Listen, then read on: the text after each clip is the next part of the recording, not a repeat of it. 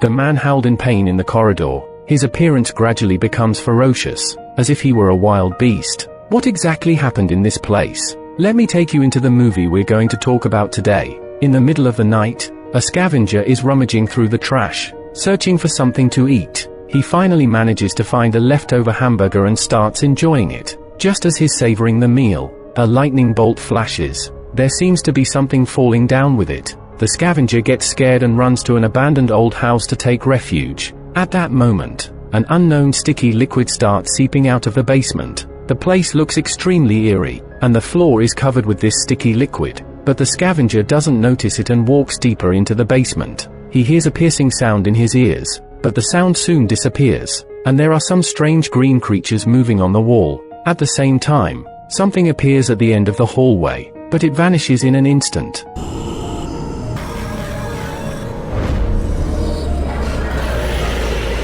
It is evident that he has been parasitized by some kind of creature. On the other side, a car is driving on the road, with 2 men and 1 woman inside. Peter is driving, Mark is sitting in the right-hand seat, and Susan is sitting in the back. Susan and Mark are in a romantic relationship, and Peter is their leader. They specialize in carrying out illegal activities for their employer. This time, their employer demands them to kidnap someone who is handcuffed to a briefcase. The briefcase is of utmost importance to the employer, and if they can't rescue the person, they must retrieve the briefcase. There are 5 guards watching over it. The employer instructs the 3 of them to prepare themselves, as this could potentially turn into a massacre. Susan is somewhat surprised after hearing this. She didn't receive such dangerous mission for a long time. She thought it would be a regular robbery, but she didn't expect it to be so dangerous. The middleman has already accepted the job, and they cannot back out. Peter has to drag the 2 of them into a nearby small dark room. After some threats, Mark gives in, and Susan has no choice but to agree as well. Then, the middleman points to a map and tells them how to get in. He specifically instructs them that once they have the briefcase, they must go to a designated address and wait for someone to come and collect it. Additionally, he warns them not to open the briefcase. The next evening, after making necessary preparations, the 3 of them set off towards their target. They wait and don't see the target until it's dark. Each of them holds a gun and approaches the target. This time, Peter took the lead. Before the guards could react, the 3 of them pointed guns at guards' head. The guards are pondering whether to resist or not, because their weapons are within reach. There are only 3 guns, and it's impossible for Peter and his team to aim at all 5 guards at the same time. As the sound of their gunshots ends, all 5 people are killed. Mark is injured by a gunshot, and Peter goes ahead and kills the hostage as well, because the middleman later called and offered more money for killing the hostage. With the briefcase in their possession, they hurry to the designated address. On the way, Susan worried about Mark's injury and cried. Soon, they arrived at the designated location, and this is the old house that scavengers have been to. After the 3 of them entered and carefully observed, they found that there was no one inside, so they settled down and waited here. Peter felt that the small talk was taking too long. He felt hungry. He went to order takeout for everyone to eat. He asked the 2 to keep an eye on the briefcase. Susan was worried about Mark's wound. She opened it and took another look. Only then did she feel relieved. Mark was moved and hugged Susan. At this moment, Susan suddenly noticed that there was someone behind Mark, but he disappeared in a flash. The 2 of them picked up flashlights and started searching. Mark went upstairs. He felt that there was no problem. He went to the basement to check. Mark heard strange sounds in the basement, so he followed the sound and walked over. The basement was large with many corridors. He got disoriented. Suddenly, Mark saw a person ahead. That person turned around and entered the nearby room. He thought it was his own illusion. He didn't pay too much attention to it. He unintentionally noticed the power control switch next to him, and then he pressed the switch. In the next second, the entire basement lit up. Now Mark felt brave. He continued walking forward. He saw a person. That person indeed appeared in front of him, so Mark ran towards them. This was the end of the basement. Mark kept talking to that person, and that person not only had their back turned to Mark, and he didn't say a word. Mark raised his gun, preparing to shoot. At that moment, the person turned around. It was the scavenger at the beginning of the film. Meanwhile, Susan felt something was wrong. She carried the briefcase and went to find Mark. On the other side, the scavenger knocked down Mark. Then he dragged Mark into a small room. Mark was severely injured and unable to get up. He saw the scavenger roaring incessantly. Suddenly, the scavenger spewed out some unknown liquid. Susan happened to be at the intersection in the basement. She met Peter, who had returned. Susan told Peter what she had witnessed. The two of them decided to go to the basement to find Mark. Meanwhile, Mark was left abandoned in the corridor by the scavenger. His body underwent a tremendous transformation. Mark was in excruciating pain and kept screaming.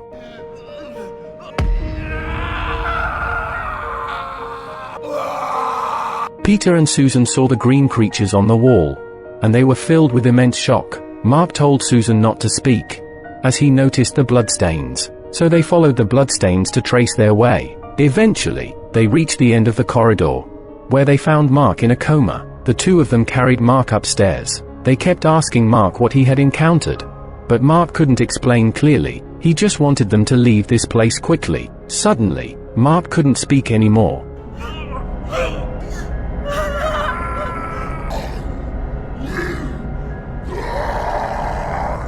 After a loud shout, Mark took his own life with the gun. Susan didn't expect anything at all, and Peter was also bewildered. Susan burst into tears, as she was pregnant with Mark's child. Peter noticed something wrong with the bleeding spot on Mark. He called Susan over to take a look. A worm crawled out of Mark's ear.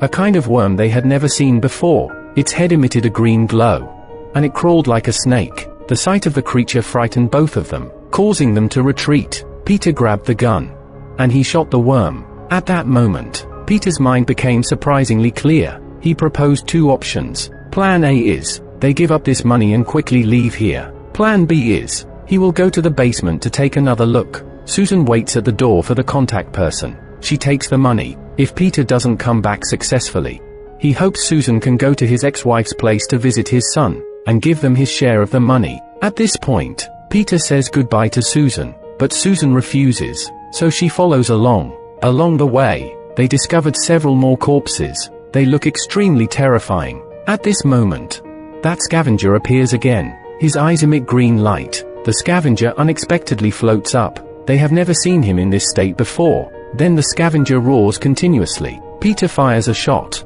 He hits the scavenger right in the chest. They both approach to take a look. They only see the body of the scavenger. It is very strange. Peter intends to get closer. Unexpectedly, the scavenger suddenly sits up. The scavenger attacks Peter. Susan raises her handgun, until she empties the clip. The scavenger is not afraid at all. The bullets only make him step back slightly. Susan quickly picks up Peter's hunting rifle. That should do it. The scavenger is killed. At this moment, a bug emitting green light crawled out of the scavenger's ear. Peter couldn't help but crush the bug with his foot. Susan felt that these bugs were like larvae. There should be bigger bugs nearby. Peter agreed with this, and now he felt confident. He believed he could handle this. Right at that moment, roaring sounds came from afar. They felt like it was coming towards them. Peter believed they needed to find a bigger weapon. Suddenly, the entire basement lost power. Peter vanished. Susan shouted loudly, but it was in vain. Suddenly, Mark stood unharmed in front of them, and he turned to greet Susan. Susan was very surprised. They hugged together. Susan felt that Mark had come back to life.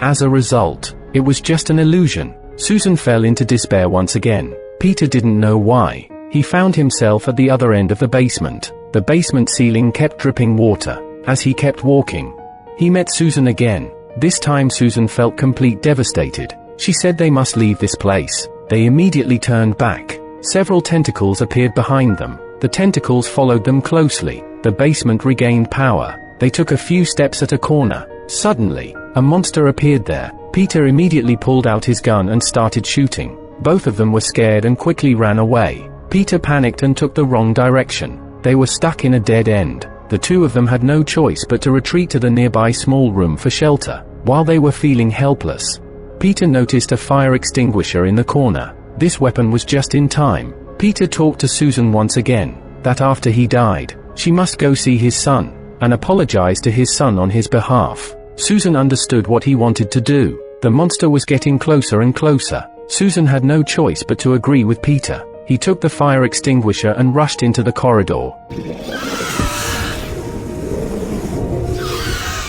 Peter and the monster died in the flames. Afterward, Susan took the briefcase. She waited at the staircase near the door for the contact person. Soon, the person arrived. They gave Susan a large sum of money. Then they took the briefcase and left. The movie ended here. This movie brings us a different kind of horror. It's not that kind of scary feeling that makes you jump. It's like the more you think about it, more scared you are. If you're interested in new horror, I recommend you watch the original film. If you like my channel, please subscribe now.